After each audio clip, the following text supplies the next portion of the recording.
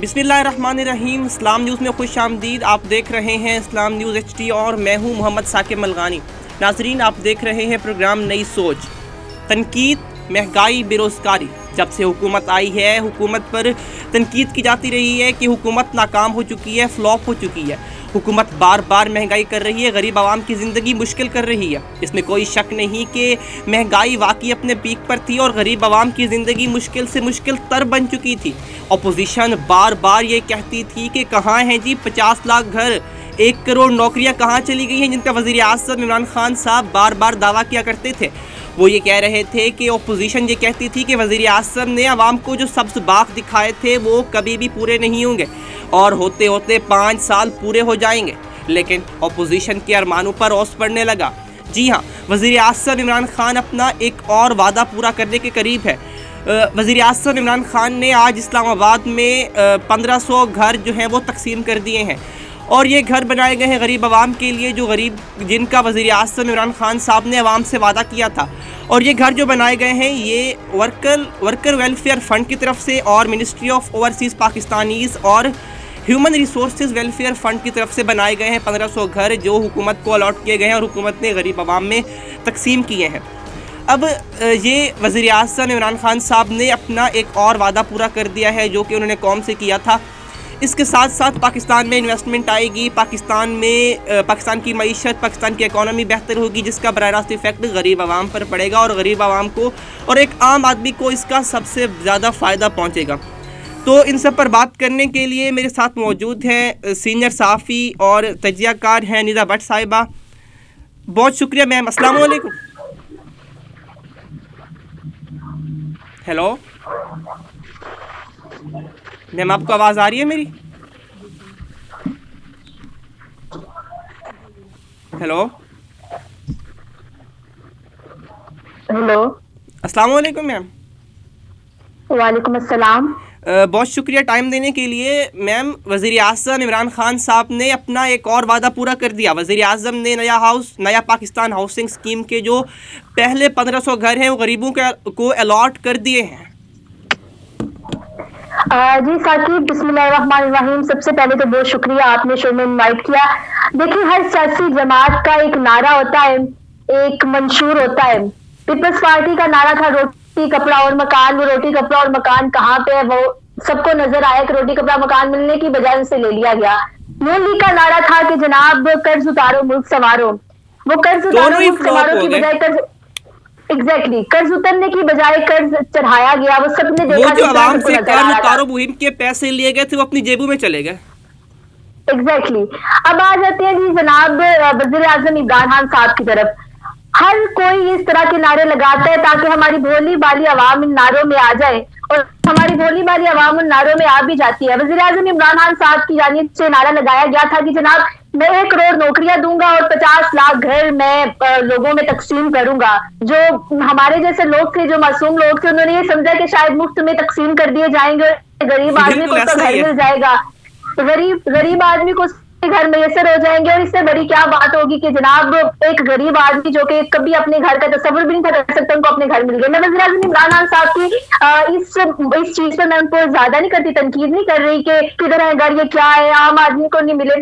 ये हर सियासी जमात का ही काम रहा है। वो मंशूर बनाते हैं, वो नारे लगाते हैं ताकि गरीब आदमी उन नारों में फंसे और वोट दे। नौकरियों का वादा किया गया, नौकरियां मुझे नजर नहीं आई, लेकिन मुलाजमत से फारिग जरूर लोगों को किया गया है। किस तरह से हमने देखा कि रेडियो के अदारे में लोगों को फारिग किया और बहुत सारे अदारे में। अब आज स्टील मिल में फारिग किया गया है जो कि मुलाजमीन पहले से मौजूद थे। तो इस पर अपोजिशन तनकीद कर रही है। अपोजिशन कह रही है कि बजाय रोजगार देने के आवाम से छीने जा रहे हैं।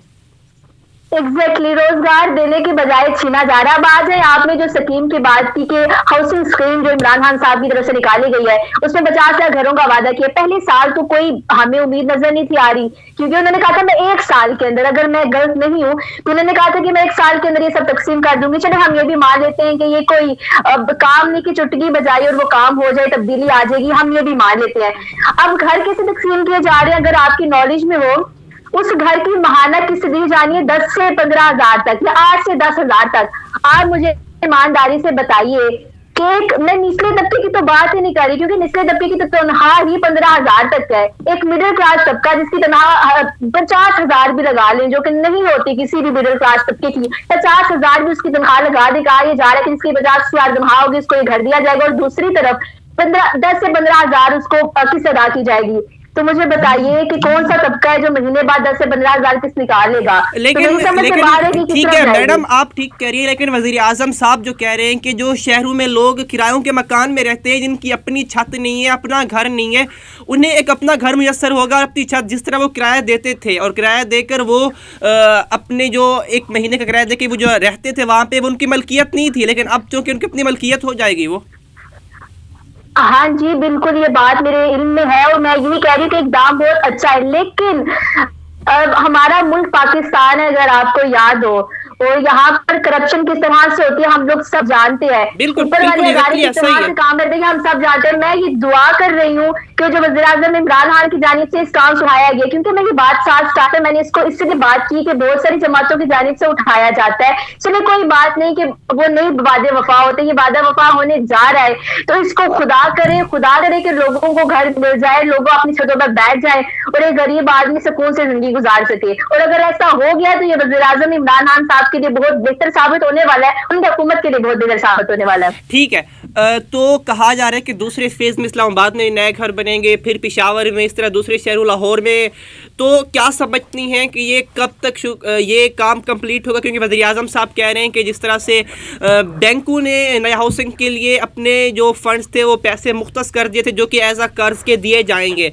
तो क्या समझती हैं कि कब तक दूसरा फेज स्टार्ट होगा और घर मिलना शुरू होंगे गरीबों को? तो इस पर आपकी क्या? देखिए साकिब, मेरी ये दुआ है कि ये जो घर मिल रहे हैं ये वज़ीर-ए-आज़म इमरान खान की हुकूमत के अंदर ही मिल जाए।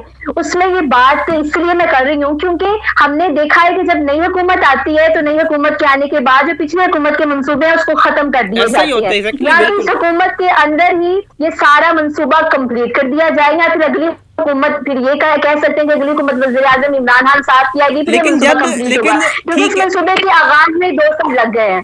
ठीक है, आप सही कह रही है, लेकिन जैसे ही पीटीआई की हुकूमत आई है तो जो नून लीग का मंसूबा था ऑनलाइन ट्रेन का, वो पीटीआई ने मुकम्मल कर लिया है, ये आपको पता होना चाहिए। बिल्कुल, आपके दलील में वो साकिब ये पहली हुकूमत आई है कि जिन्होंने पिछली हुकूमतों के मंसूबों को आगे लेकर चले हैं। अदरवाइज जो पिछली हुकूमतों के मंसूबे होते हैं उनको खत्म कर दिया जाता है। हमारी पाकिस्तान में ये रवाज कायम है कि जो पिछली हुकूमतों के मंसूबों खत्म कर दिया जाता है कि उनका नाम ना लग जाए, उनका लेबल ना लग जाए, काम हम कर जाए, नाम उनका लग जाए। इस हुकूमत का ये अच्छा इक़दाम है कि उन्होंने पिछली हुकूमतों के मंसूबे किए, बेशक इन पे तनकीद भी हुई है, इन्होंने पिछले हुकूमतों के मंसूबे किए, इन्होंने खुद अपना क्या काम किया है, लेकिन ये फिलहाल पाकिस्तान जैसे मुल्क के लिए बेहतर है कि एक मंसूबा अगर उसको स्टार्ट किया उसको कंप्लीट किया जाए। तो मेरी यही दुआ है कि इस मंसूबे को अगर स्टार्ट किया जा रहा है तो इस हुकूमत में कंप्लीट हो जाए। अदरवाइज अगली हुकूमत आए तो उनसे क्या उम्मीद है कि वो कर लेंगे कंप्लीट? कोई उम्मीद है आपको कि वो लोग कंप्लीट कर लेंगे? ये ठीक है, ये तो देखते हैं कि आने वाला वक्त बताते हैं कि क्या होता है। ठीक है, तो ये नया पाकिस्तान हाउसिंग स्कीम अगर शुरू हो गई है, 1500 घर कंप्लीट हो गए, तो आने वाले दिनों में मजीद भी घर बनेंगे, तो इससे कौन कौन सी सनतें हैं जिनको फ़ायदा होगा और पाकिस्तान की मईशत के लिए क्या अच्छी खबर आएगी? बिल्कुल, ये तो डिपेंड करता है, बहुत अच्छी खबर आएगी अगर उसको अच्छी तरीके से लेकर चला जाए। किस तरह से किसमें एक आम आदमी को भी फायदा होगा, मजदूर को भी फायदा होगा, जो उसके इर्द गिर्द रह रहे हैं, जो ठेले वगैरह लगाते हैं, इस तरह इन सबको फायदा होगा। लेकिन साथ साथ इस बात को भी मद्देनजर रखा जाए कि ये काम अच्छे तरीके से किया जाए, तभी सबको फायदा होगा। क्योंकि साकिब हम पाकिस्तान में रहते हैं और यहाँ पर कोई काम सीधे तरीके से नहीं होता। तो मेरी दुआ है कि जो स्कीम वज़ीर-ए-आज़म इमरान खान की जानिब से निकाली गई, ताखीर से ही देर आए दुरुस्त आए, देर में इस स्कीम का आगाज किया गया, बाद में सारा सिस्टम हुआ, लेकिन तरीके से हो और करप्शन वगैरह के जो इल्जामात फिर ये ना हो कि ये हुकूमत खत्म हो फिर स्कैंडल खुल जाए, जनाब इस हाउसिंग स्कीम में ये हो गया वो हो गया, जैसे कि पिछले स्कैंडल्स खुले हुए हैं। ठीक है, अच्छा ये घर बन रहे हैं, क्या समझती हैं ये घर गरीब आवाम तक पहुंच पाएंगे या मिडिल क्लास लोगों तक ही रह जाएंगे? क्योंकि जिस तरह गरीब आवाम बेचारा जो रोटी को तरस रहे है, वो घर कहाँ से लेगा? बड़ा सवाल, क्वेश्चन इस वक्त ये है। एग्जैक्टली साकिब, मैंने स्टार्ट से बताया है कि मैं निचले तबके की बात नहीं कर रही, क्योंकि उनकी जो रोजी, वो जो उनका रोजगार है ना, वही 15,000 तक है। और वो बड़ी मुश्किल से मिलता है उन्हें। वो ऐसे घरों में रहते हैं कि जहाँ से 2 से 3 से 4 हजार तक वो किराया बमुश्किल अदा कर सकते हैं। मैं जानती हूँ ऐसे लोगों को कि जो महीने महीने किराया अदा नहीं करते।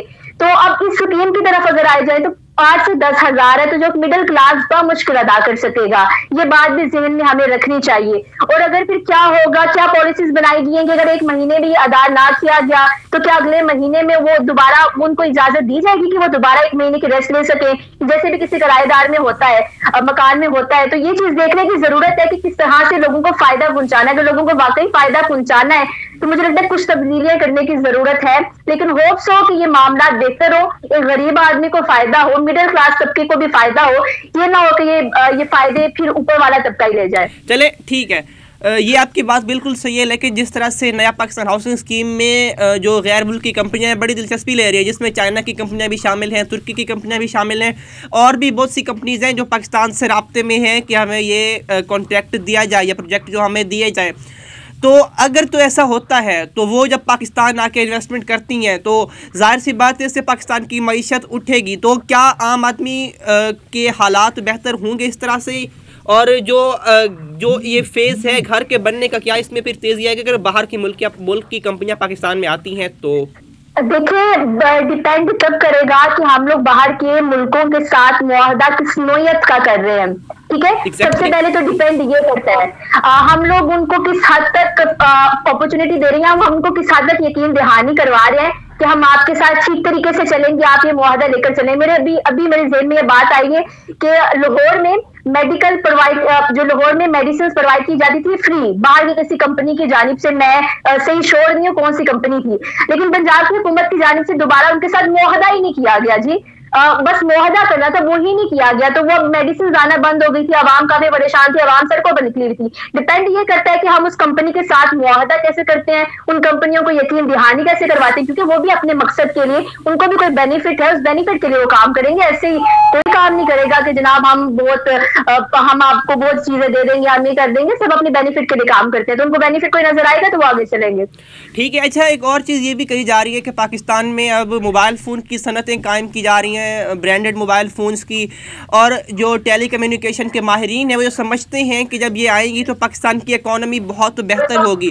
पाकिस्तान की इकॉनमी पहले से बहुत डाउन हुई पड़ी है, तो इस तरह के इकदाम अगर हुकूमत करती है तो किस तरह का इफेक्ट पड़ेगा पाकिस्तान की इकॉनमी पर, पाकिस्तान की मईशत पर? बिल्कुल साकिब, अगर ये इकदाम उठाए जाएंगे तो बिल्कुल फायदा होगा वो इस सूरत में कि अगर आपके इल्म में हो कि हम लोग जो मोबाइल्स वगैरह खरीदते हैं बाहर से बहुत ज्यादा इंपोर्ट करते हैं, और इससे हमारा काफी जरा मुबादला जो है हमारा जाता है, और हमारी फायदा नहीं होता पाकिस्तान को, क्योंकि हम बहुत ज्यादा इंपोर्ट करते हैं। अगर पाकिस्तान में ऐसी अपॉर्चुनिटीज प्रोवाइड कर दी जाए तो इससे पाकिस्तान को काफी फायदा होने वाला है, लेकिन डिपेंड ये करता है कि इसको किस तरीके से लेकर चला जाए। क्या समझती हैं कि हुकूमत इसमें सीरियस नजर आती है, संजीदा है इस मामले में? देखिए, संजीदा अगर होगी उसको तभी देखा जाएगा उसको किस तरीके से लेकर चलती है। अभी मेरे इल्म में इस तरह से है कि इसको किस तरह से आगे लेकर चला जाएगा वो इस सूरत में कि पाकिस्तान में अगर ये वाकई किया जाने लगा है तो हुकूमत की जानिब से कोई मुझे इकदाम नजर नहीं आ रहे। हुकूमत अगर अपोजिशन की छोड़ेगी तो कोई इकदाम करेंगी ना, वो अपोजिशन की प्रेस कॉन्फ्रेंस अगर खत्म नहीं होती तो आवाम को ना इस हवाले से भी ब्रीफ करे ना कि हम कोई काम करने जा रहे हैं, ताकि आवाम भी इत्मीनान रहे कि वाकई हुकूमत की जानिब से कोई काम किया जा रहा है और किस हद तक वो खूब है। चले ठीक है निजा भट्ट साहिबा, आपका वक्त देने के लिए बहुत शुक्रिया जी। तो नाज़रीन, ये था आज का प्रोग्राम, और आपने देखा कि यहाँ पर बात हुई पाकिस्तान की मईशत के हवाले से कि पाकिस्तान की मईशत की बेहतरी के लिए हुकूमत इक़दाम कर रही है, और जो नया हाउसिंग स्कीम का एक मुआहदा था हुकूमत उसको भी लेकर चल रही है, और जो उसके पहले 1500 घर है वो इस्लामाबाद में तामीर हो चुके हैं और वो गरीबों में बांट भी दिए गए हैं, और अगले फेज़ में मुख्तलिफ शहरों में मज़ीद भी शुरू करने का हुकूमत का इरादा है। और जिस तरह मोबाइल फ़ोन की कंपनीज़ भी पाकिस्तान में इन्वेस्टमेंट करने का, सनतें लगाने का जो इरादा रखती हैं, तो इस तरह से पाकिस्तान की मईशत पर बहुत ही मस्बत इफ़ेक्ट पड़ेगा, जिससे पाकिस्तान की मईशत ऊपर उठेगी और पाकिस्तान की मईशत जो है वो बहुत आगे तक जाएगी, ग्रोथ करेगी जी। तो नाज़रीन, इंशाल्लाह आपसे मुलाकात होगी अगले प्रोग्राम में, तब तक के लिए अपना ख्याल रखिए, अपने इर्द गिर्द लोगों का भी ख्याल रखिए। अल्लाह की खिदमत।